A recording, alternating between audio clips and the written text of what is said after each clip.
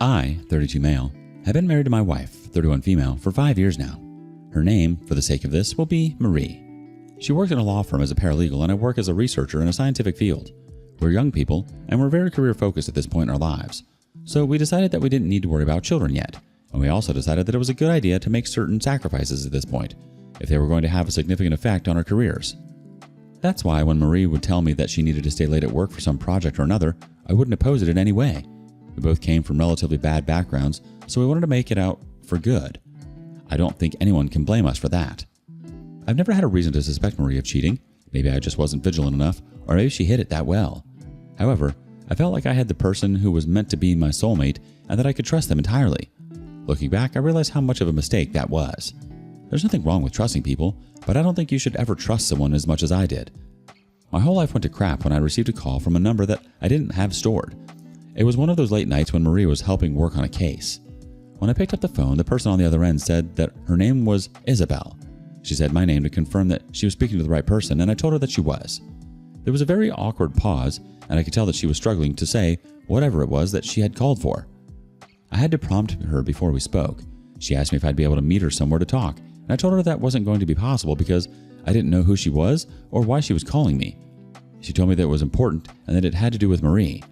That part caught my attention immediately. I told her that I could meet up with her, but it would have to be another day, and I'd have to check my calendar.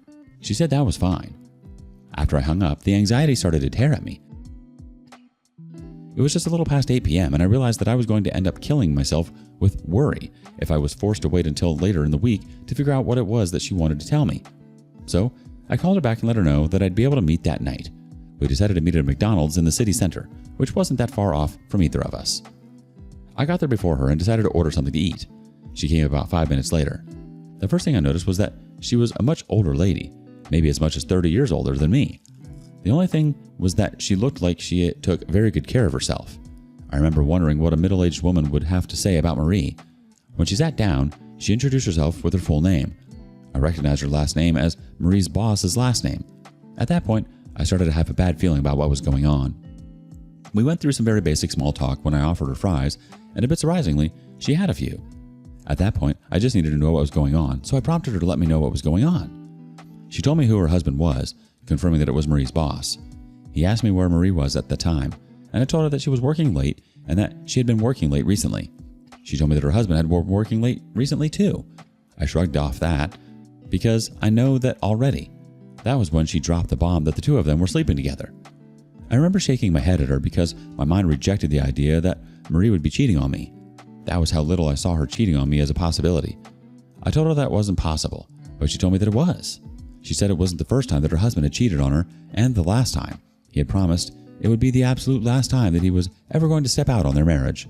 Clearly, he had lied about that, too. It was hard for me to believe her, and I remember being very tempted to just walk out. However, there was no reason for me to believe that she wasn't who she said she was, and since I could assume that she was Marie's boss's wife, there was little reason to think that she just had it out for Marie for some random reason. Marie's boss's name is Spencer, by the way. When I asked what proof she had, she told me that she had suspected that he had gone back to his old ways of cheating on her, so she had put a tracker on his car. When she said that, I felt really bad for her, because why are you living with someone who has cheated multiple times and makes you feel so doubtful that you have to track his movements? She said that instead of going to work as he claimed, he went to a restaurant and then to a hotel. She thought that the restaurant might have been for a business dinner, but the fact that he went to a hotel afterward and still came home that night didn't sit right with her. She said she noticed that his movements didn't match where he claimed he was going on some other occasions, when he had claimed that he was going to work late. It was after that she chose to get him drunk so he could sleep deeply, and then she went through his phone. She found a few things which concerned her, like his conversations with some escorts. But she noticed that in his conversation with Marie, he discussed work, but he also discussed them meeting up to have sex, and that was what made it worse. She said that even if she hadn't seen the conversations with Marie, she would have confronted him. But since I was on the other end, she wanted to make sure that I knew what was going on. At that point, I had my elbows on the table and my head buried in my hands, because everything that she had told me was way too much for me to take in that single moment. My night had literally been fine about an hour before then. I told her that she had made the right move in letting me know, but I was going to have to do my own findings to figure out whether she was telling the truth. She told me that wouldn't be an issue, but she also had screenshots of their conversations, which she showed me, And if I was to believe that it was truly Marie that he was talking to, then it was clear that she was telling the truth. It seemed like her texting style, though. I thanked her and headed back home. That night, when Marie returned, I really tried to scrutinize her to see if I could see any signs whether she had been cheating that night. I couldn't, which showed how well she was trying to cover her tracks. When she slept, though, I went straight to her phone, because I knew I'd be able to corroborate the messages that I had seen earlier. And yep, it was the exact same text thread as Isabel had shown me. It's one thing to know that your wife has slutty tendencies and to have suspicions that she's cheating on you, but to think that she's an upstanding individual who is faithful and suddenly have that idea flipped on its head? It's a real crappy situation to find yourself in. I didn't even know how I felt about her because I still loved her and my body was trying to find a way to explain it and forgive her, but I knew that wasn't what I was meant to be doing. I realized that there really wasn't a suitable outcome apart from my divorcing her. Even if I wanted to keep going for another month, it is going to have to end up in us getting divorced from one another. I simply can't be with a cheater. It's the kind of thing that I refuse to do because there's no way, as a man, to fully move on from it. You might be sleeping beside her one night and suddenly start vividly imagining her getting plowed by the guy she cheated with 5 years prior. I didn't want to find myself in that spot. I'm going to confront her because I really want to know what her motivation was. Spencer is not what I'd call a handsome man. He's clearly much older than her, and I would have assumed that he wasn't her type. However, from the messages I saw between them, she didn't seem like she was coerced into it. Yes, the power imbalance will be there for sure, but she wasn't a passive participant in their dirty talk and all of that. She was really leaning into it. Anyway, I will let you all know how things go by the point that I've chosen to confront her. The only reason why I won't start processing a divorce yet is in the event that she mentions that she was coerced into it, and I actually believe her.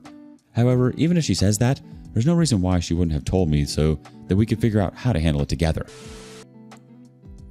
She didn't even have the guts to come clean herself. You had to find out from the man's wife, at a dang McDonald's no less. I wouldn't even give her the satisfaction of trying to explain why. There's no reason that makes any of this sense. She just wanted what she wanted and didn't care who got hurt in the process, including you. Update 1. I have confronted Marie about her cheating, and yeah, that went exactly how I expected it would go. It was a whole mess. That shouldn't be a surprise to anyone. Here's exactly what went down. The next night when she claimed that she had to work late, I told her that I needed to talk to her when she got back. She tried to get me to say what it was before she came back, but I told her that I wasn't going to compromise on that. She came back at the time that she usually returned on late nights, and she immediately made for me to ask me what I wanted to talk about. I asked her where she was coming from, and she told me that it was their office. I told her to tell me the truth, and from there, she changed it to a business dinner, and then the office. I told her that I didn't believe her, but she insisted that was where she had been, and she seemed confused that I thought otherwise. I realized that it was possible that this was one of the few nights when she was where she claimed to be. I changed tactics and asked her if that's where she had been on the other nights that she claimed to be working late. I noticed that she paused before replying, and then she said, "Pretty much." It was clear that she knew I knew something, but she had no idea what it was. I told her that I knew that it wasn't true. I let her know that I knew she was with Spencer every one of those nights, but that she wasn't always at the office like she claimed to be, and that she wasn't always busy with work. "What? Are you spying on me? How would you know that?" I had faith in her, but at the end of the day, she was a cheating partner, so I wasn't surprised that she tried to flip the script to make me the husband who was monitoring her. I told her that it didn't matter how I had found out. I let her know that we could talk about that later, but I wanted to know if what I said was true or not. She tried to deny it, but I cut her off and told her that she had no idea how I knew the truth, so it would be a big mistake for her not to tell the truth. She sighed, and that was when she told me that she had been with Spencer outside the office on some days. She phrased it as if they hadn't been effing each other on those days, which annoyed me. I asked her what they'd been up to on those days, and she refused to say anything, so I filled in the gap for her. I told her that they had been having sex with one another and that I had the receipts to prove it. She asked me to show her those receipts, but I wasn't going to hand my phone to her, so I started reading them out, and I saw her face go pale as she realized that I was actually reading her conversations. Then it turned into, "You've been going through my phone?" I just said no and kept reading. Then she said that she got the point. She was starting to have an attitude despite the fact I just caught her, and it was annoying me even more. I asked her why she had done it. She said that she didn't have a choice. He had suggested it one too many times for her liking, and we were too career-focused as a family for her to risk getting fired. She would fall back several steps, and she didn't want that to happen. She also said that she knew that I was going to react like this if she had told me, so she did what needed to be done. I told her that while it was true that she might have felt like she had little choice, her reaction to me confronting her showed me that it was the kind of affair that she was fighting to hide, instead of feeling relieved that I had found out and that we could figure things out together. She had been defensive. Plus, some of the messages in her chats with him didn't seem like the kind of thing that someone who had been coerced into an affair would say. I let her know at that point that someone else had clued me into her affair, and I had only decided to check her phone after I was given enough to believe that she was cheating on me. So I told her not to attempt any of the gaslighting or reversing that she had been trying out. She had an attitude ever since I confronted her, which is so strange to me because how do you try to act nasty when you were the one who was caught cheating? Her attempts to dodge accountability were crazy. I ended up walking out of the room and locked myself in the bedroom. The next day, I went to a divorce lawyer even before I went to work. She works in a law firm, so I knew that I was going to need a really good lawyer, especially if she tried to get her firm to back her up in some way. Anyway, when the divorce papers were ready, I had her served when she was at work, and when she came home that night, she didn't even speak to me. At one point, I told her that she was going to have to leave the house, but she told me that she wasn't going to do that. She said that she had a legal right to the house, and that if I was uncomfortable staying in the same house as her, I could leave instead. I'm still in the same house as her because I absolutely refuse to leave, and since there's no way for me to realistically kick her out, we're just going to have to wait and see who the judge will choose to award the house to. I have spoken to Isabel again. I thanked her for letting me in on what was going on, and I let her know that I was going to divorce my wife. She told me that I was making the right move, and she let me know that she was going to do the exact same thing. She said she was tired of giving him chances and letting herself get heartbroken after each time. Apparently, she had stuck through the previous affairs because she didn't want their children to deal with divorced parents.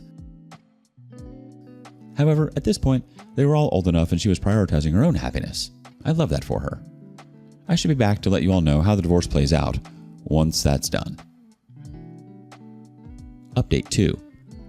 I am a freshly divorced man. My head feels all muddled up because it is so hard to go from being married to being on your own, but there really isn't anything I can do about it. I just need to learn to adapt, and I'm going to try and do my best in that regard so I can get back to focusing on important things. First off, I learned that Isabella was able to successfully divorce her husband, and she came out on top. She got to keep the house as well as a pretty hefty alimony, so I'm happy for her. She deserves it since she was the faithful one in the relationship. She deserves to come out on top. As for me, I can say that I didn't get off too badly in the whole thing. It wasn't what I expected, but somehow I got to keep the house and the whole thing. I really thought the judge was going to award it to her, but thankfully, that wasn't the case. Everything else went the way I expected. I have to pay relatively sensible alimony since I earned a lot more as a researcher than she did as a paralegal. We also split the funds that we had saved up as a couple. At that point, both people involved in the affair ended up losing their marriages, though I'm not sure that Marie was as heartbroken about it as her boss seemed to be. Maybe Marie was just really good at not letting me see. The crazy thing is that Isabel reported the two of them to their workplace before I could. I had planned to, but that woman is smart, and it seems that she was really out for blood this time around. There was an investigation done and both her husband and Marie were let off. When I spoke to Isabel, I told her that I found it interesting that Isabel was let go considering the power imbalance, but she had told me that she let some of her friends in the company, her husband had worked there long enough, know that Isabel could be a risk to other high-ranking employees in the firm, so there wasn't a point in keeping her around to try and seduce people. I was thankful for that because I had a strong feeling that a complaint from me alone might not have yielded the same results. Maybe I'm wrong, but I'm glad the way that it ended. The best part is that Marie can't come and blame me for ruining her life. She can blame her affair partner's wife instead. I felt like I was a passive player in this whole thing, but as much as I didn't mind it, I decided to just get my own little bit of revenge in. So I let her whole family know exactly why we had gotten divorced. I was sure she hadn't told them the real story, so I told them and sent them the screenshots so that they'd know it was entirely her fault. I only reacted to her initial action. Her brothers were pissed off at her, since we'd all become really good buds. Her dad was also very disappointed. Her mom was disappointed too, but it was clear she was trying to take her daughter's side, which annoyed me. I guess I can see where she got it from. Marie reached out and tried to cause a whole issue with me over telling her parents, but I told her that I was merely setting the record straight. When she tried cursing me out over the phone, I just hung up on her. Overall, I'm done with her. I have to pay alimony, so that's the only thing that will keep me linked to her, but the moment that is done, I'll be happy to be done with her. I just want to focus on my life, without needing to worry about a cheating woman, and in due time, I know that I'll be able to. Marie is straight up toxic on a level that's hard to even put into words. Her "I had no choice" excuse? Please. She made the choice every single time she got with Spencer. She's trying to play this off like she was some victim of circumstance, but you know the truth.